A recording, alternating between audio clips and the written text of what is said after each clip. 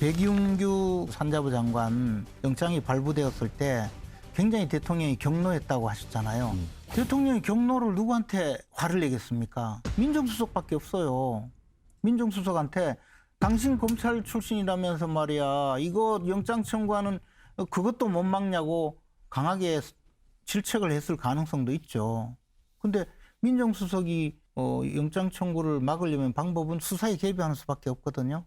그것이 제대로 되지 않고 질책은 받고 그렇다고 정말 수사에 개입을 하면 나중에 교도소 가야 되고 그러니까 사표 낼 수밖에 없는 거 아닌가요? 저는 그거라고 봐요. 예, 그 부분에 대해서는 청와대에서는 일단 공식적으로 아니라고 당연히 아니라고 하죠. 부인했고요. 그리고 그까지 이제 하면 이제 대통령이 공범이 되는데. 근데 이제 그 김재원 의원님께서는 청와대에 계신 그 문재인 대통령의 스타일, 그 국정 운영 스타일, 그다음에 인사 스타일 이런 부분에 대해서 잘 모르시잖아요. 대통령이 되고 나면 사람들이 조금 변할 수밖에 없다는 것도 알고 있어요. 저희가 또 변해야 살아요. 솔직한 얘기가 네. 조금 청와대 운영에 대해서 좀 짜증내는 측면이 있습니다.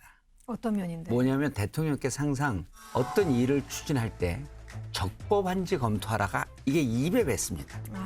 그러니까 법조인 출신인데다가 평생을 이런 위법한 행위 없이 예를 들어서 2009년 노무현 대통령 서거로 몰고 가는 검찰 수사 과정 그럴 때 문재인 비서실장 그 검찰 쪽에서 한두 번 털렸겠습니까?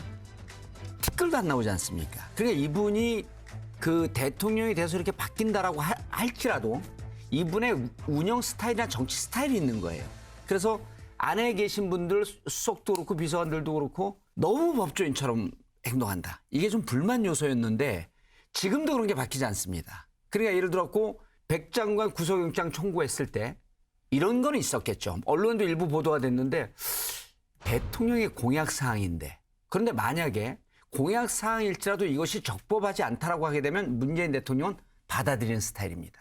이것 때문에 야 검찰 관여하고 아니 검찰 관여할 뿐이면요. 2017년 5월 임기 그 임명됐을 때 그때 가장 권력이 좋을 때 이때 관여하죠. 일체 4년 동안 아무런 관여해 온 적이 없잖아요. 그런데 이제 와서 아니 그때 잘 돌아갔잖아요. 아니 이제 와서 야 이게 우리 공약과 관련되니까 당신 그 검찰 좀 알잖아. 갖고 이거 검찰 수사에 개입해.